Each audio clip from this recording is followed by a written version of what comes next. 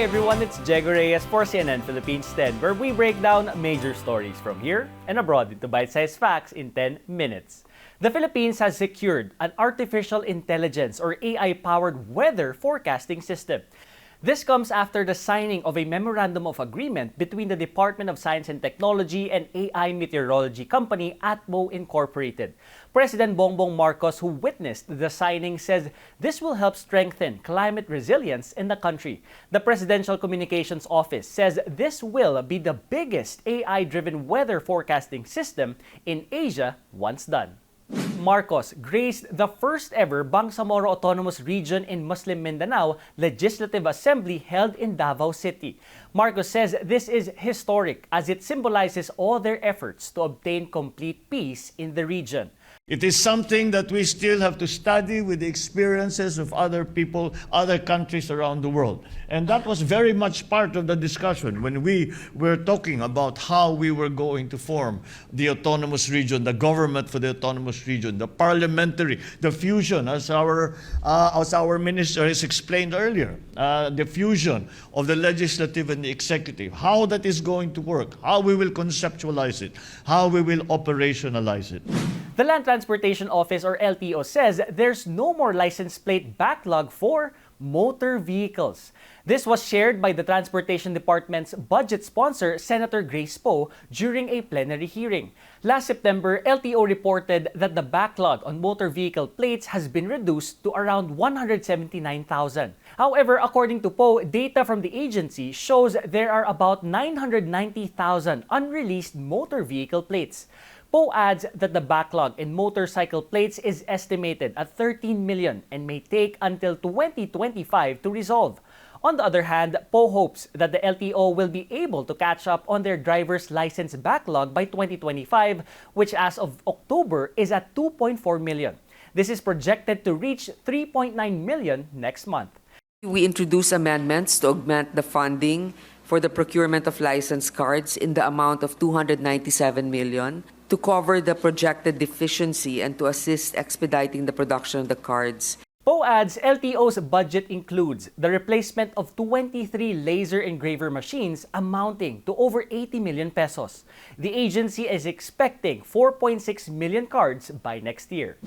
Good news for workers in the Cordillera, Bicol, and Eastern Visayas regions. The 30 peso increase in the daily minimum wage has been approved.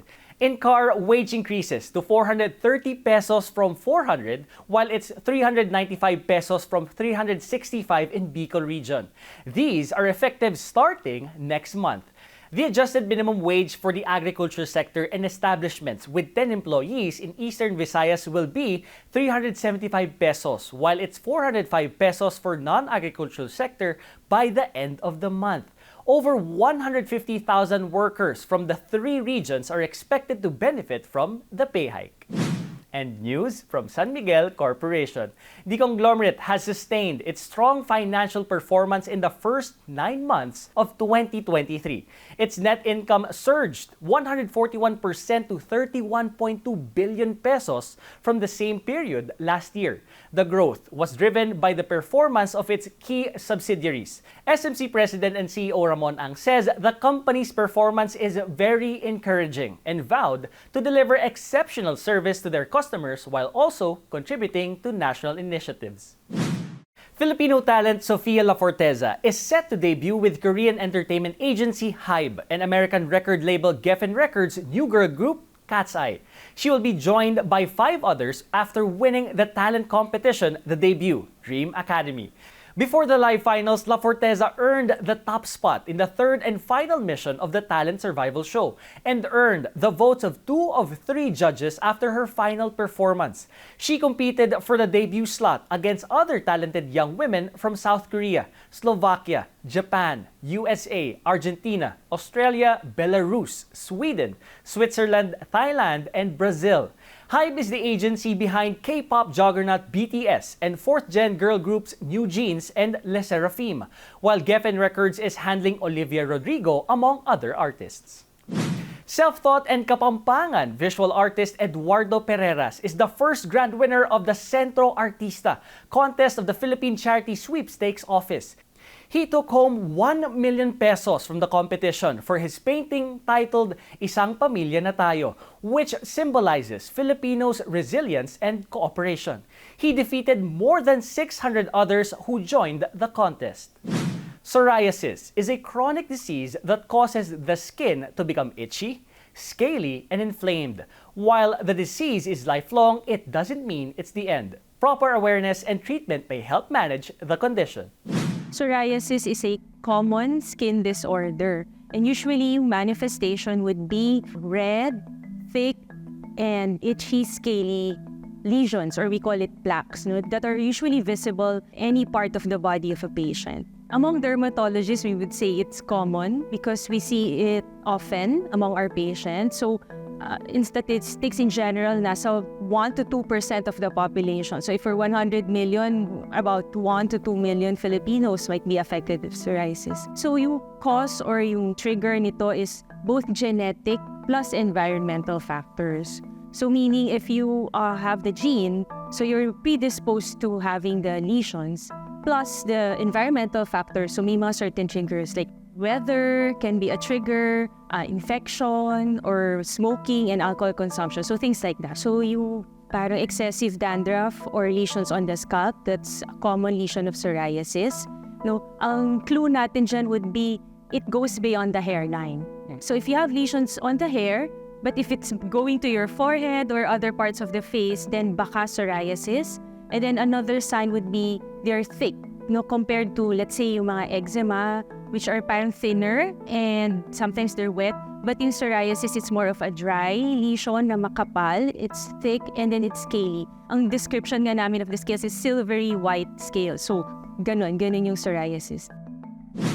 Filipino Disney fans are in for some fairy tale magic as Disney Princess The Concert hits the Philippine stage. The show runs at the Samsung Performing Arts Theater in Makati City with stops in Cebu and Davao. Still on Disney, young singer Zephanie was tapped to perform Aing Heing. The song is the Filipino rendition of This Wish from the latest Disney animation film, Wish. Last year, Zephanie already collaborated with the entertainment giant along with other local artists as they performed classic songs from hit Disney movies for the launching of the streaming service Disney+. In 2019, she also performed a medley of some of her favorite Disney shows. The critically acclaimed production of Miss Saigon in Manila has been extended. The show will now run until May 5th, 2 weeks later than its previous closing date. New dates have also been added. The Tony Award-winning musical is set to premiere in March 2024. Filipino Carrots, listen up. A second day has been added for 17's much-awaited concert tour in the Philippines next year. The K-pop powerhouse will now have back-to-back shows on January 13 and 14 at the Philippine Sports Stadium in Bulacan. Tickets for Day 2 are now on sale. 17 last held a major concert in the country in December 2022. An iconic lasagna-loving cartoon cat returns to the big screen in 2024. Sony Pictures has just released the official trailer for the animated film. The Garfield Movie features Chris Pratt as the voice of Garfield and Samuel L. Jackson as Garfield's long-lost father, a scruffy street cat named Vic. And now for our 10-second trivia. Who invented the toy yo-yo? Abelardo Aguilar, Agapito Flores, Eduardo San Juan, or Pedro Flores? Pedro Flores was the inventor of the first yo-yo toy. He was a Filipino entrepreneur who was credited for making yo-yos popular in the US. Flores became the first person to mass-produce yo-yos at his small toy factory located in California. Chicago businessman Donald Duncan later on bought the rights to Flores yo-yos and continued to sell it along with his line. In 1965, plastic yo-yos emerged, outselling the old-fashioned wooden ones. And that's it for CNN Philippines 10. I am Jego Reyes, giving you news you can use, news you can trust in 10 minutes. Thanks for joining me today, and see you again next time.